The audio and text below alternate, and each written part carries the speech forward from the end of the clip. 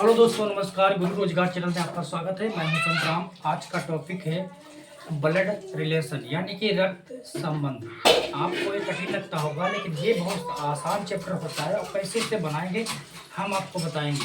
इसका तरीका बताएंगे, बेसिक कॉन्सेप्ट सिखाएंगे, लेकिन किस पर आधारित ये होता है। देखिए यहाँ पे जो ये वाला लोचा है, यानी इसे लोचा ही समझेंगे। ये वाला जो स्ट्रक्चर है आप समझ लो, स्वयं की पीढ़ी। ये पीढ़ी आपको आना चाहिए, सबसे मेजर है ये। अगर आपको ये आ गई स्वयं की पीढ़ी, एक पीढ़ी ऊपर में कौन से व्यक्ति बैठेंगे, एक पीढ़ी नीचे में कौन से व्यक्ति लोग रहेंगे, एक पीढ़ी दूसरी पीढ़ी, यानी कि एक पीढ़ी है इसके ऊपर वाली जो आपसे जो दूसरी पीढ़ी होगी, आपसे जो दूसरी पीढ़ी होगी उस पर कौन से व्यक्ति लोग होंगे, आपके रिलेशन के लोग रहेंगे। ठीक, जब वो प्रश्न बोलता है, प्रश्न में बोल देता है कि प्रश्न बोल दिया ए बी का भाई है, सी का पिता है, तो आप लोग कंफ्यूज हो जाते हैं कि पिता को ऊपर बिठाएं या नीचे बिठाएं। तो बहुत सारे बच्चे गलती कर देते हैं कि पिता को कभी नीचे बिठा देते हैं तो पुत्र को ऊपर कर देते हैं। तो आप कैसे प्रश्न गलत हो जाते हैं, यही चीज़ स्ट्रक्चर से पता चल जाएगी। यदि आपको ये पीढ़ी आ गई ना, तो सवाल चुटकियों में हल हो जाएंगे। हर एक टीचर का पढ़ाने का तरीका सबका अलग अलग होता है।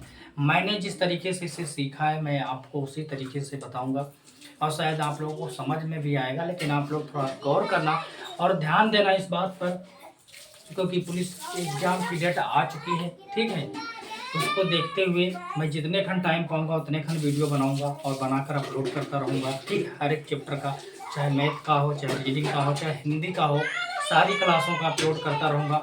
लेकिन आपको थोड़ा कोऑपरेट करना जरूर पड़ेगा, क्योंकि दोस्त ज्वाइंट फैमिली में है तो हो सकता है। ठीक, चलिए देखते हैं।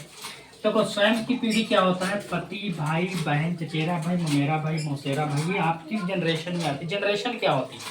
यदि आप हैं, आपके साथ ही लोग बैठने वाले हैं, आपके साथ ही जन्म लेने वाले व्यक्ति। ठीक है, अब ये तो जरूरी नहीं है आपने पहले जन्म ले लिया। और एक क्या हुआ, आप पढ़ा गए और उसके बाद में दूसरे ने जन्म लिया। आपकी एज हो गई 40-45 साल, लेकिन किसी रिलेशन में आपके परिवार में कोई नहीं जन्म लिया। तो आपने कहा ये तो यार हमारे बच्चे की उम्र का है, तो हम अपनी पीढ़ी में क्यों बैठा लें। देखो क्या होता है, वो रिश्ता अगर आपका लगता है, जो रिश्ते में अगर मैनेज करेगा तो आपकी पीढ़ी में वो बैठेगा, आपके बच्चे की पीढ़ी में नहीं बैठेगा वो, भले आपकी उम्र से वो छोटा क्यों ना हो। यहाँ पर ये भी ध्यान देने वाली बात है। बहुत सारे बच्चों का ये डाउट रहता है कि सर मैं 40 साल का हूँ, मैं 35 साल का हूँ, तो मेरे 35-20 साल के लोग बैठेंगे। ना ना ना, आपकी जनरेशन, आपके रिश्ते, आपके अधीन इस लेवल में सारे रिश्ते अगर आते हैं तो आप इसी लेवल में एक पीढ़ी में बिठाएंगे। बिठाएकर प्रश्न में आता है तो उसको एक साथ बिठा सकते हैं उसी लाइन में। ठीक, इसे ऊपर नीचे नहीं कर सकते। जैसे पति पति बैठेगा, भाई पति मतलब पत्नी का जो पति होगा वो बैठेगा, भाई पत्नी का जो भाई होगा वो बैठेगा, पत्नी की बहन बैठ सकती है। ठीक, पत्नी की बहन, चचेरा भाई, पत्नी का चचेरा भाई बैठ सकता, ममेरा भाई बैठा, मौसेरा भाई बैठ सकता। ठीक है, भाई, फुफेरा भाई। अगर यहाँ पर आप लोग पति है तो पति जो है, पति देखे तो पति का भाई बैठ सकता है, पति की बहन बैठ सकती है।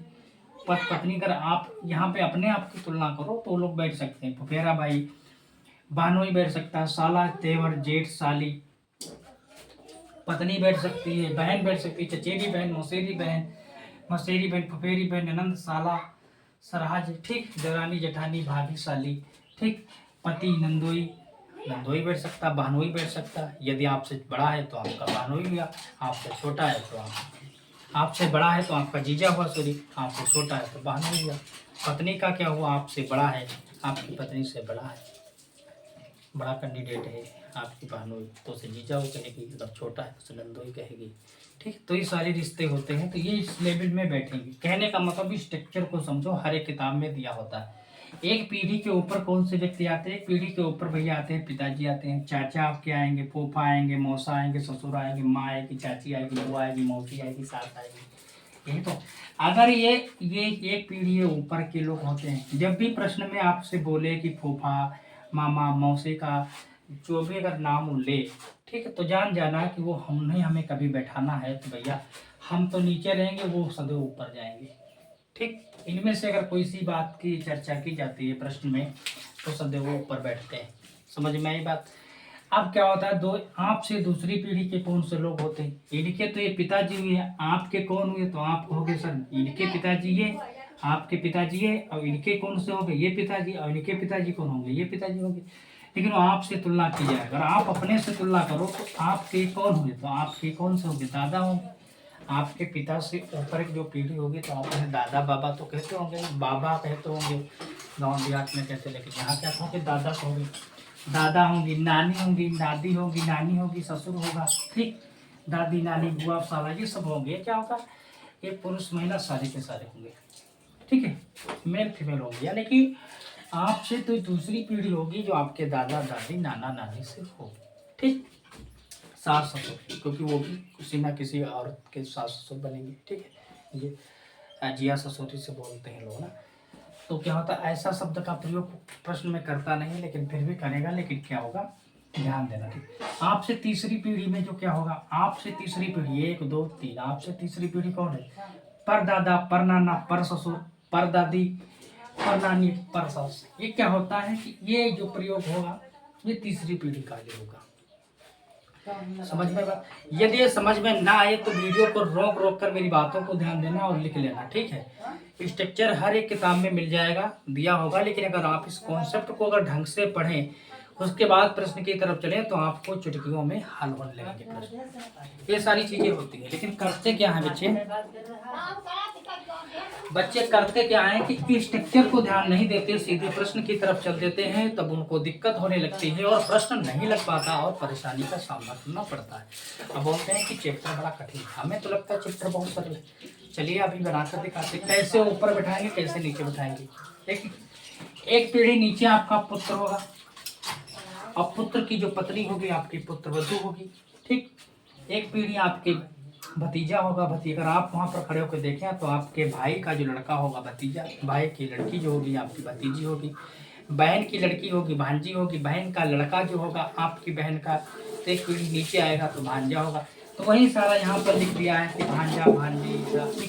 अगर देखा जाए दामाद भी है तो दामाद किस में आएगा, दामाद उसमें आएगा एक पीढ़ी नीचे, क्यों, आपके भाई या आपके लड़की का पति दामाद हुआ ना, वो भी एक नीचे आएगा, एक पीढ़ी नीचे बैठेगा। आप ये नहीं कर, ये यहाँ पे इन शब्दों का प्रयोग हुआ, यहाँ पे इनमें से किसी शब्द का प्रयोग हो गया, प्रश्न में दे दिया गया, आप उसको अपने लेवल में बिठा लो तो गलत हो जाएगा, स्ट्रक्चर नहीं बनेगा, आप रिलेशन को कन्वर्ट नहीं कर पाएंगे उस तरीके से वहाँ तक पहुँच नहीं पाएंगे जिससे प्रश्न का आंसर नहीं आएगा। तो सबसे जरूरी होता है, ये पीढ़ियाँ जरूरी होती हैं, इनको कैसे बिठाएं, इन पीढ़ी के माध्यम से सारा स्ट्रक्चर बनता है।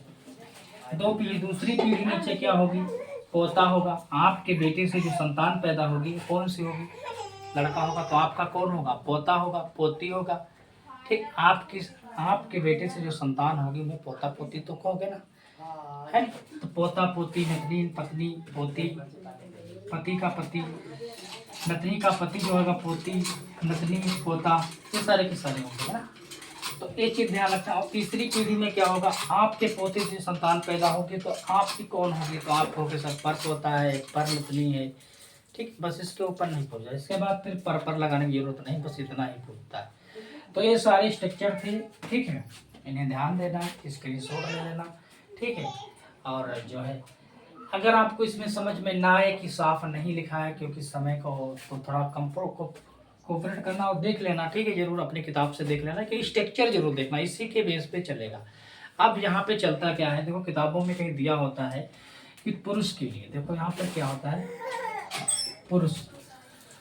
अब करना क्या है, देखो हम कोशिश कर रहे हैं, यहाँ पे देखो पुरुष, यहाँ पे लिख दें पुरुष। तो पुरुष का संबंध प्लस होता है। यदि पुरुष को किसी व्यक्ति को दर्शाना है कि वो पुरुष है या महिला है, तो उसको हम प्लस निशान से संबंध कर सकते हैं, कि प्लस बना देंगे तो पुरुष है। जेंडर उसका क्लियर करना है कौन सा है, तो प्लस से पता चल जाएगा कि पुरुष जेंडर है, ठीक। अब क्या कहते हैं, महिला, महिला यानी कि फीमेल के लिए हम माइनस का यूज करते हैं।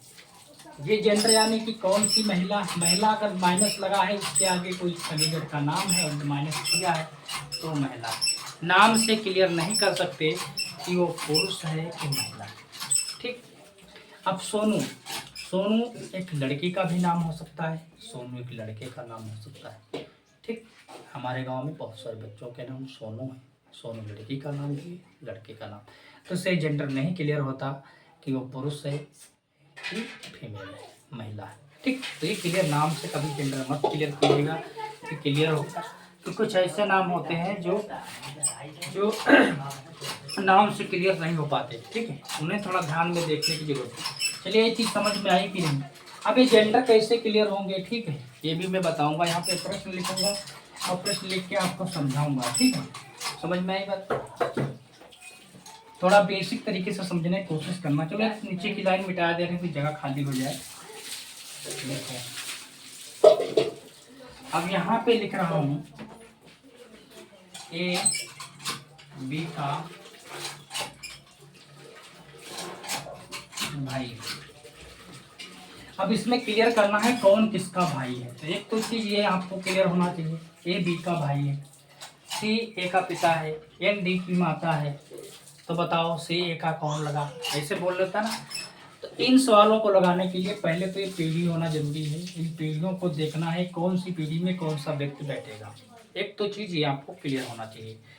दूसरी होना चाहिए, पुरुष के लिए प्लस का यूज करते हैं, महिला के लिए माइनस का यूज करते हैं। ठीक, एक तो ये।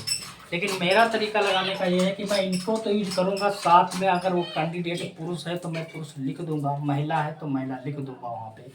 ठीक है, अगर आप इन निशानों से आप कंफ्यूज होते तो वहाँ पे मैं लिख सकता हूँ कि पुरुष है महिला है। ठीक, देखिए ए बी का भाई है, तो बी का भाई किसका भाई कौन है, तो आप हो गए बी। बी के साथ में का लगा तो कौन लगा के देख लो, बी का कौन है, बी का कौन, का के बाद कौन लगा के देख लो, तो बी का कौन है, बी का भाई कौन है, ए भाई। कौन सा भाई है, ए बी का भाई है, तो बी का भाई कौन है, तो ए भाई है। अब इसमें से कौन भाई हो जाएगा, तो भैया ये तो भाई हो गया, ए भाई हो गया, ये वाला भाई हो। अब इसको हम प्लस लगा सकते हैं और यहाँ पे अपने भाई लिख दिया, तो ये तो भाई है, लेकिन इसका जेंडर तो क्लियर होगा, ये पुरुष है, लेकिन इसका नहीं क्लियर हुआ। ये भाई का भाई हो सकता है या बहन का भाई हो सकता है। इसका क्लियर है, इसका नहीं क्लियर है। समझ में आई बात? क्योंकि इसका तो क्लियर है लेकिन इसका क्लियर नहीं है। ठीक, इस तरीके से मिलेगा। कौन लगा के आप चेक कर सकते हो, कौन, उसके आगे कौन लगा लो, जैसे बोले तुम कौन। ठीक, प्रश्न की तरफ चलेंगे, आपको सारी चीजें समझ में आती है। अगला देखिए,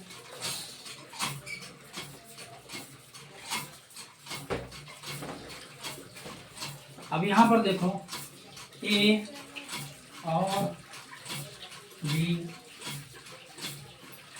भाई, ये बोल दिया ए और बी भाई है। कहने का मतलब ये हुआ कि ए और बी भाई हैं, तो ये दोनों कौन है, आपस में क्या हो जाएंगे, तो भाई ही होंगे। ए और बी दोनों क्या है, ये भाई हो जाएंगे। उसने बोला है ए और बी भाई है, तो ये दोनों भाई, ये भी भाई ये भी भाई, दोनों भाई। अब इसमें किसी फीमेल की चर्चा नहीं की गई, क्योंकि ये भी दोनों भाई है, दोनों क्या है, पुरुष है। ठीक है, इनको प्लस से दर्शाएंगे, इसको भी प्लस से दर्शाएंगे, दोनों क्या है, भाई। ठीक, तीसरा देखो, ए बी की बहन है। अब ए बी की देखो, एक जनरेशन में, एक ही जनरेशन में आ रहे हैं लोग हैं, इसीलिए एक ही साथ में हम रख रहे हैं। ए बी का भाई है, ए बी की बहन है, ए जो है बी की बहन। बी की बहन कौन है, बी की बहन कौन है, तो कौन लगाओ।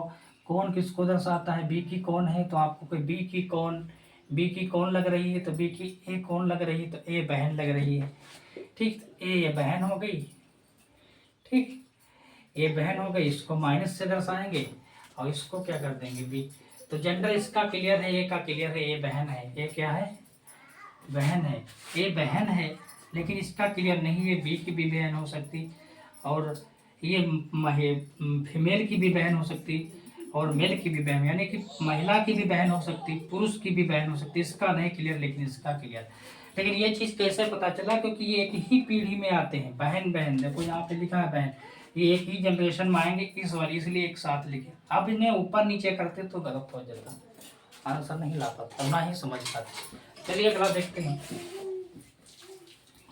अगला कहता ए बी का पिता है, ए बी का पिता है। ए जो है बी का पिता। बी का पिता कौन है? बी का पिता कौन है? इसके साथ कौन लगा के देखो कौन है। तो बी का पिता कौन होगा? आपसे पूछे आपका पिता कौन है तो आपसे कहोगे हमारे पिता फलाने हैं। ठीक, तो ऐसे बोलोगे बी का पिता कौन है? ए पिता है।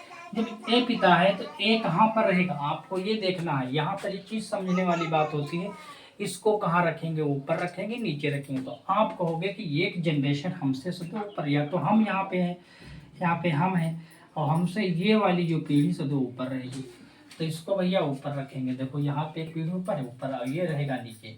और पिताजी हैं, यहाँ प्लस लगा, इनको पिताजी दर्शाते हैं। अब ये बी का पिता है कि ए का पिता है, ये तो क्लियर नहीं है। यानी कि ये क्लियर, सॉरी ये यहाँ पे ये क्लियर नहीं है, फीमेल का पिता है। ये किसी लड़की का पिता हो सकता है, ये किसी लड़के का पिता, लेकिन ये जेंडर क्लियर नहीं। लेकिन ये तो क्लियर है कि ये पिता है, लेकिन ए पिता है, इसीलिए प्लस से दर्शाया, तो ये ऊपर रहेगा। यही चीजें होती हैं, इस स्ट्रक्चर से आपको पता चल जाएगा कौन ऊपर कौन नीचे रहेगा, आपके सारे प्रश्न लग जाएंगे। ठीक है, अब क्या करेंगे, ये थी डेमो यानी कि बेसिक क्लास थी आपको स्ट्रक्चर समझाने के लिए। आपको जस्ट वीडियो अभी मिलेगी, अपलोड होती रहेंगी। ठीक है, इसके टाइप, इसमें 3 से 4 टाइप शायद सवाल होते हैं, सारे टाइप के हम प्रश्न उठा लेंगे, भले 3-3 4-4 उठाए, आपका चैप्टर कंप्लीट हो जाएगा। अगर ये आपको इसमें समझ में नहीं आ रहा है तो आप अपनी किताब से भैया जरूर देख लेना, ये वाला जरूर समझ लेना कि इसी बेस पे सारा लगेगा। अगर ये आपको समझ में नहीं आता है तो आपसे प्रश्न नहीं लग पाएंगे। और क्लास कैसी रही कमेंट करके जरूर दोस्त बताएं। पेपर आपका आ चुका है, आप पूरी ताकत और तन और मन से लगे। अब ये जरूरी नहीं कि वीडियो हम सुबह 7 ही बजे डालें, 6 बजे डालें। भाई साहब सुबह 7 तो शाम को 5 बजे तो पढ़ेंगी, जो भी हिंदी और उसकी क्या बोलते हैं जीके जीएस की, हो सकता है ये भी किसी टाइम अपलोड कर दें, यानी कि अपलोड आपको मिलती रहेंगी। ठीक है, क्लासें सुबह अगर 3 डाल दिए तो शाम को दोपहर को भी डाल देंगे। हो सकता है एक दिन में एक पूरा चैप्टर हम डाल दें। चैप्टर बनाने का 15-30 मिनट की वीडियो बनेगी, एक चैप्टर कंप्लीट कर देते। हम टाइप वाइज प्रश्न उठाएंगे, 2-2 3 उठा लेंगे। इस टाइप के आएंगे, उन टाइपों को याद रखना, अगर प्रश्न आता है तो आराम से आप हल कर देंगे। ज़्यादा आप करना ही नहीं, आपको टाइप आना चाहिए, किस टाइप के प्रश्न बनते हैं बस बनाना आना चाहिए, है नहीं। अब तो इतना समय नहीं बचा है कि ज़्यादातर रिविजन कर लें, 50-50 क्वेश्चन लगा लेंगे। आपको टाइप याद रखना है कि किस किस टाइप के प्रश्न बनते हैं। अगर आपको वो टाइप याद है तो आपसे प्रश्न बन जाएंगे। ठीक है, रिवीजन भी जरूरी है, ऐसा नहीं कि रिवीजन की इतना समय है नहीं, लेकिन आप टाइप तो जरूर अपने आप में रिवीजन कर लो। किस किस टाइप के ब्लड रिलेशन में, किस किस टाइप के कोडिंग डिकोडिंग में, किस किस टाइप के तुम्हारे कथन निष्कर्ष में, वेन आरेख में होते हैं, तो उनको याद रखो। उनके एक एक तो प्रश्न याद रखो, इस टाइप से आएगा तो ये ऐसे बनेगा। ठीक है, ऐसे मैथ में भी होता है, अगर आपको उस टाइप याद है तो आपसे आसानी से बच जाएंगे। ठीक है, आज के लिए इतना। जय हिंद, जय भारत।